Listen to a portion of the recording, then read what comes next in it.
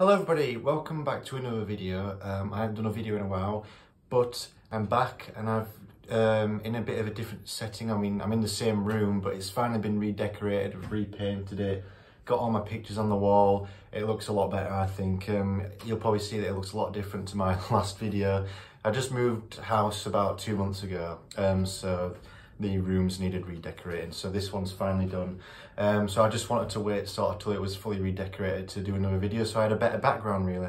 Now in this video, I've done a lot of Elvis videos recently. I've not done a Pink Floyd video in a while, you know, I love Pink Floyd, so I want to try and do as many videos on them as I can. I'll probably start trying to do more videos now that my room's done. I've got a better background for it, I guess. But I was just going to talk about sort of the Pink Floyd era after Roger Waters left, because it sort of divides the fan base a lot, I think. You know, there's a lot of people who really love the band in like the classic period with Roger Waters, and they don't really care for what Pink Floyd did after that. You know, there's people who say it's not Pink Floyd without Roger Waters. I don't really want to get into sort of if it is or if it isn't. It's down to people's opinions, I guess. But I really love the Pink Floyd era. Sorry, the Pink Floyd era. That is sort of known to be led by David Gilmour. I really love it. I think they released some great albums.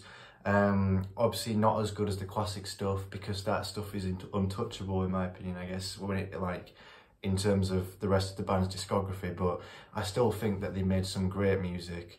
They offered some great live albums. There's some beautiful music that the band went on to make, I think, after Roger Waters left. And Roger Waters, he went on to do his own thing, you know, he made his own solo albums. I mean, he made Amused to Death after he left Pink Floyd, and I think that's a great album. I've actually got that on vinyl finally. I'll probably do a review on that at some point. I managed to get the Analog Productions version of it, which I'm so happy to own now. Basically the band, they released the final cut, and that sort of pretty much ended whatever was left of the creative relationship between Gilmour and Waters. And Nick Mason was pretty much on the sidelines for that album. Richard Wright was fired from the band by Roger, and Nick Mason was pretty much just a session musician. He did the drum parts, and he didn't really even have the confidence to nail the drum part on, I think it was Two Suns in the Sunset. So it was sort of a similar thing to Mother on the Wall. Nick Mason just couldn't really get the groove right, so they just got a session musician to replace him. So they probably knocked his confidence a bit, and Nick Mason was probably into his motor racing a lot more than, you know, recording with Pink Floyd. I mean, I read Nick Mason's book about Pink Floyd, his time in Pink Floyd. I mean, he was on every single album, so he was sort of in the whole band's history. But he said he didn't have great memories of the final cut, I'm pretty sure. So Nick Mason, I think he went on to release in the early 80s. I think this was just before the final cut, actually. He went on to release this, Profiles, with, was it Rick Fenn? I think that was his name. Yeah, so this was Nick Mason's second solo album, which he released in the 80s. So, you know, the band was sort of delving into their own solo projects. And after the final cut, I think Gilmour probably felt that he needed a break, or he just needed to go off and do his own thing. He must have been really fed up with his, you know, he was sort of just, any input that he wanted to put forward was just pretty much, you know, sidelined by Roger Waters. Roger Waters wasn't interested. The final cut was sort of his baby. He wanted to have full control over it. So Gilmour's ideas were pretty much just thrown out the window. So David Gilmour, he released the album About Face in 1984, I believe.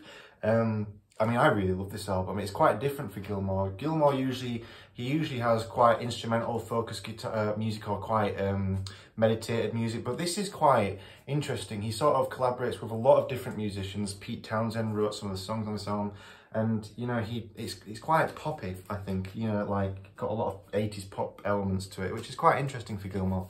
So I think they sort of went off to do their own solo projects, and then they came together and they recorded this album, A Momentary Lapse of Reason. Now the background of this album, the recording of this album was sort of blended with a lot of lawsuit dealings with Roger Waters, who basically was quoted as saying the band was a spent force creatively. He wanted to dissolve the Pink Floyd identity. He didn't want anybody else to be able to carry it on or use it. And so it was a miserable period for anybody in the band really, except for Richard Wright. He was sort of out of the picture at this point. He was sort of just doing his own thing. He wasn't really in any of the legal battles. It was mainly between Gilmour and Roger Waters. So, you know, David Gilmour said that a lot of the period of this album was, you know, spent with lawyers, you know, phone calls with lawyers, legal dealings, and, you know, just all that horrible stuff that, you know, it's better to just forget about it, because it's just a lot of negativity, I guess. Now, a lot of people, I know a lot of Pink Floyd fans will rate this album down. I mean, it's not in my top Pink Floyd albums, but I still really think it's a great album. I think it's got some great songs. I mean, that cover is just fantastic. So David Gilmour is the lead, basically the lead on this album. Nick Mason is there, he's doing the drumming.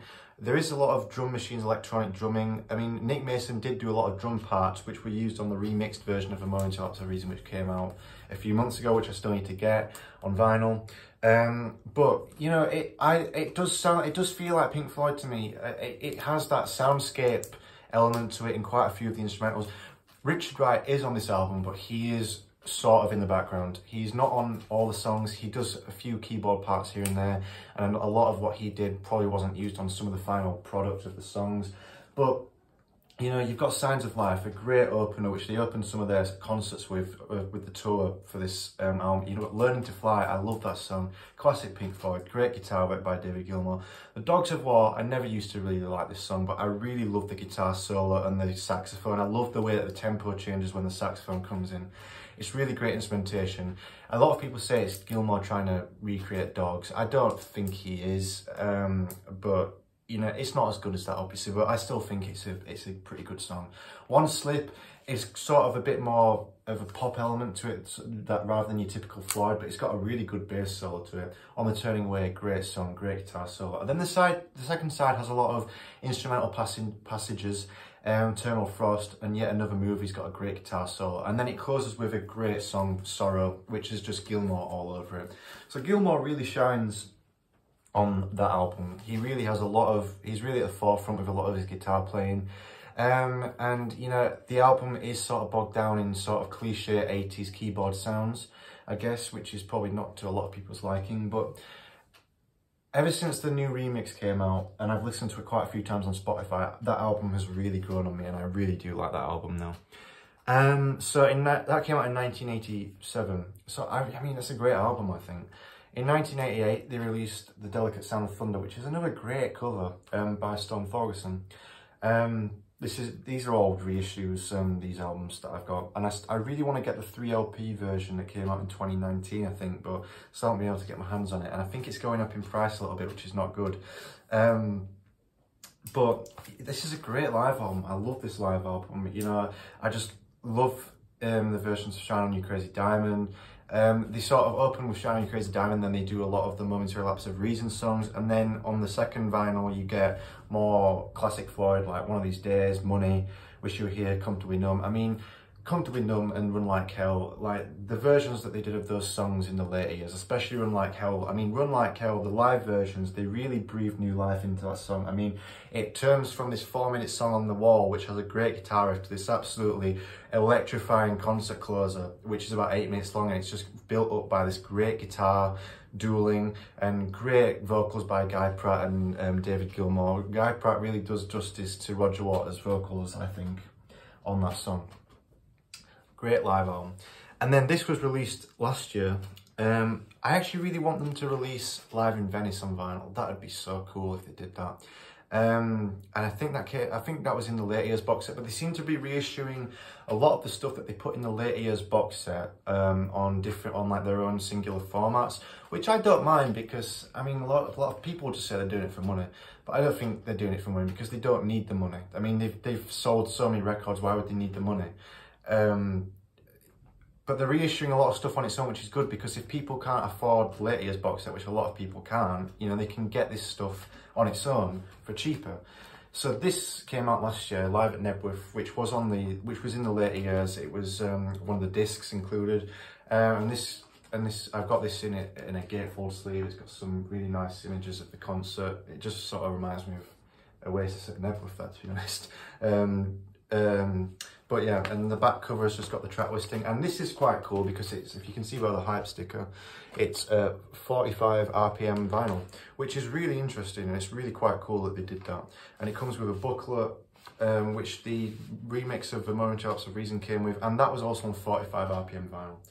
But this is a fantastic concert. I mean, you know, the Great Gig in the Sky, they got Claire Torrey actually singing on it, which is great. I mean, she's on the original version. That's just so cool that she's on this version. Money takes up all of side C. I mean, that's a great version of Money. I really do like how they sort of expanded the instrumental passages in Money in these live concerts. I mean, they sort of almost introduced like sort of like a jazzy element, and they just sort of breathed new life into it, I think. It's really good. So a great live album there. And then in 1994, so this is, they've had about a 2 or 3 year break from touring now, and they've been recording their own music again. Well, what I meant by that, they've been back in the studio recording new music is what I meant. They were just jamming. You know, Nick Mason, David Gilmour, Richard Wright, with Guy Pratt on the bass, I'm sure, occasionally. They were just jamming, creating new music. And they basically went into the studio, listened to all the pieces that they'd recorded, and then they narrowed down all the pieces that they thought that were strongest, and then they wrote lyrics to it. And they produced this album, The Division Bell, which I absolutely love. I mean, I just love this album to pieces. This, I think, is Pink Floyd's most underrated album of all time. Disagree with me if you like. You know, we're all entitled to our own opinions. I just think this is a fantastic album. The band really got that classic Pink Floyd sound back. I mean, I know a lot of people will say that that's absent on the Momentary Lapse of Reason album, which I can agree with to an extent, but I think they really recaptured the classic Pink Floyd sound on this. I mean, there's some great songs, and there's some great instrumental work, and just some great instrumentation, and the band just, and it does sound like the band is together as a unit rather than, you know, they're sort of working separately, putting their music together. That they've recorded separately. It sounds like a full band album. And I know a lot of people might not take kindly to the fact that David Gilmour's wife, or new wife at the time, Polly Sampson, she wrote a lot of the lyrics to this album, which I think is good. I mean, there's actually a loose theme and concept that runs throughout this album about communication and the importance of communication. You know, songs like What Do You Want From Me, Poles Apart, Keep Talking, Lost for Words, they all sort of have a loose element of communication throughout them, which I think it's another sort of classic Floyd trope, just having like these sort of subtle concepts in the album, which sort of makes it a bit more thematic, which is how Roger liked the albums in the 70s. And this is just a great album cover. I mean, I just love that album cover. It's so simple, but I mean, you wouldn't think of it. You just wouldn't think of making an album cover. I'm going to have 2 giant heads facing each other in a field with a church in the background. But it just looks so, like the colours, it just looks so vibrant. I mean, the back cover looks like that. I mean, the original pressings had a different cover. I think it had a cover of the lights at night, and they had like some lights in the middle of the heads. But I mean, you know, on this album you've got What Do You Want From Me, a great song. Poles Apart, which is sort of David Gilmour reflecting on Syd Barrett and Roger Waters. I mean, I just think it's a lovely song. I love that he is thinking about his former bandmates. It's sort of almost nostalgic, but the instrumentation, it's a lovely song. It's just such a pleasant song. David Gilmour's vocals are great, and it's got a beautiful, beautiful guitar solo at the end. Poles Apart, I cannot recommend you listen to that song enough. Marooned, that is a beautiful instrumental. I love playing that on guitar. It's just, it sounds like Gilmour is like almost talking in dolphin on his guitar, because he's using a whammy effect pedal. You know, the notes sort of pitch up and down, and it just sounds like he's communicating with dolphins or something with his guitar. It just sounds amazing, and the music video for it is great. You know, you've got songs Coming Back to Life, Keep Talking, Lost for Words, High Hopes. High Hopes is just an amazing song. This is a really underrated album, one of their best albums. This competes easily with like the classic albums for me. That's just my opinion. If you disagree, you disagree, but I love that album so much, and I cannot recommend you listen to it enough. If you don't like the later years Floyd, that album I would go to. I would recommend that album. 1995, they released a really big live album, Pulse, which actually came out close to my birthday. It came out 4th of June, something like that. This is just such a cool box set. I mean, this is the 2018 reissue, and I think it's gone up in price quite a lot. However, I think they might have repressed it recently. But I've been looking online, like, seeing like the prices. They seem to have gone up quite a lot, to like 150, 200 pounds, which is quite a bit more than the original retail price when it first came out, when it got reissued. I mean, this is just a mega live album set. I mean, it's got a great booklet. It's got a lovely thick booklet with 4 vinyls. I mean, it's just so many great songs. I mean, they have Astronomy Dominance, which is the first time that they'd probably played this at a concert in probably about 25 years, which is just so cool that they did Astronomy Dominance. I mean, it's a really great version of it. And they've got all the Division Bell and Momentary Lapse of Reason songs. However, I wish they would have included, you know, Marooned, Poles Apart, especially Marooned. I mean, I've heard recordings of it on YouTube, but they don't do justice to how good it could have sounded. I mean, I really hope that there's some like recordings of Marooned live in some vault somewhere, and they just release it one day, because I'd love to hear it. What is notable about this album is that they performed the whole of the Dark Side of the Moon in one go.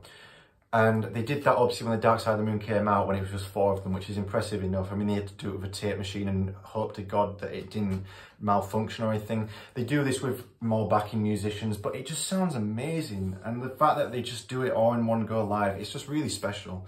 It must have been so good to experience it. And then they close with the classic, you know, Wish You Were Here, Comfortably Numb, Run Like Hell. Another, you know, this live version of Comfortably Numb, probably the best live version of it that exists on official like release. I mean, David Gilmour just absolutely is on fire on that guitar solo. It's just beautiful. It's absolutely beautiful. And you know, he just has that beautiful red Stratocaster in these live concerts. I mean, it's just a beautiful guitar, makes some beautiful sounds. So yeah, this is a really nice set to have. I got this a few years ago for Christmas, and I'm so happy I finally have it. I mean, I've had it for quite a long time now, but like this and Roger Waters' As I'm Used to Death, those 2 albums, I got into them around the same time back in 2018, and it took me about a year and a half to get this on vinyl after I fully got into it, and it took me about two and a half years to get Roger Waters' As I'm Used to Death on vinyl. I mean, so happy to have these on vinyl. It's just, you know, they're just great sets. And so that was it for a long time. You know, the band, they finished their Division Bell tour, and nothing really happened. David Gilmour did, you know, he did his own shows. I think he did the Albert Hall. He was recording new music as well, and he was making material for his On an Island album. And then they reunited for Live 8 in 2005, which is it's so cool just still watching it. If you go on YouTube and just watch the 20-minute set of them reuniting, it's just an amazing performance. So then David Gilmour released his On an Island album, and then Richard Wright unfortunately passed. So they thought, you know, the prospect of Pink Floyd, it's probably never going to happen again. And David Gilmour, I think he said he would never perform Echoes, because they do a beautiful version of Echoes on David Gilmour's Live in Dansk album with Richard Wright. And then he unfortunately passed. And then in 2014, around the time Gilmour released his other solo album, Rattle That Lock, they brought out this, which was, so they went back in 2012 onto David Gilmour's houseboat, the Astoria, and they sort of went back up, Nick Mason and David Gilmour, they went back over, and I think the producer Phil Manzanera, was it him? Yeah, Phil Manzanera and Andy Jackson. They went over the Division Bell material, because there was a lot of stuff that was still left over from that album. Sort of the sessions of that album, there was a lot of instrumental work, and basically they released The Endless River, which in my eyes is just a lovely tribute to Richard Wright, because a lot of this album it's just instrumental passages. There's only one song on here called Louder Than Words, and the rest of it is just purely instrumental. And Richard Wright has some great moments on this album. I mean, stuff like Autumn 68, he has some great keyboard parts on It's What We Do. He's just there. He's like the glue that holds it all together throughout this album. And it really pinpoints how important he was to the band's sound, especially in the classic stuff like On Wish You Were Here and Dark Side of the Moon and Animals. It shows how essential he was to the Pink Floyd sound. And I think that's the purpose of this album, to show how important he was to that Pink Floyd sound. And it, you know, not everybody's gonna like this. You know, it's an instrument, it's almost a fully instrumental album, but it's just such a nice tribute to Richard Wright, and it's such a nice, meditated, soothing album to listen to. You can just put it on headphones, listen to it in the dark, or just chill out. And it's an hour of just beautiful music, really. And, you know, people say it's just a cash grab or something, but why would they need the money?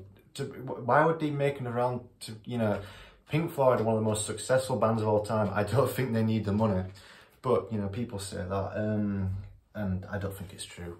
But I love that album. Endless River, another great album, another underrated album. I really do think it's got some great stuff on there. And then finally this came out in 2019, which is the highlights of the later years. And this is just stuff that was on the later years box set, and they put it on a 2-disc vinyl set, and it has some really cool stuff. It has like a jam version of Marooned, which is really nice to hear. It's got the 2019 remix of some of the songs off the Momentary Lapse of Reason album, but I could just go listen to them on the new release, which I still need to get. And it's got some versions, some live songs from The Delicate Sound of Thunder and Live at Nebworth. It's got Lost for Words Rehearsal. There's some cool stuff on here, and it is quite a nice listen. I've not listened to it in a while. It's got the Delicate Sound of Thunder and Division Bell cover shoots there. But this is a really nice set. However, it does command a bit of money. I do think that this is a bit, I mean, HMV, I remember they retailed it for about £40, which is a bit much, I think, but it is a nice set to have. If you're a really big Pink Floyd fan, you've got all their other stuff, and you really like the later years, I would recommend this. I mean, it's a nice listen.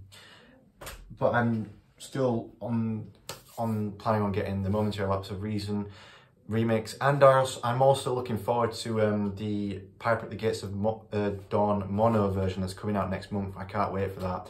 I'm so happy they're releasing that, and I'm going to do a video on that when I get it, because I will get it when it comes out, and I'll do a review on it. But that's just my thoughts on the post-Roger Waters era, because I know it probably doesn't get talked about as much. I think is it underrated? Is it not? Is it not worth looking at?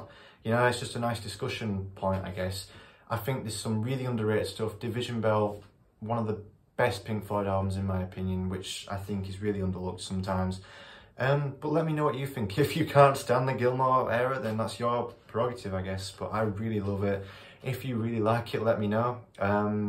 You know, just share your thoughts in the comments. Feel free to share your thoughts and opinions, I guess. I'd love to reply to some comments.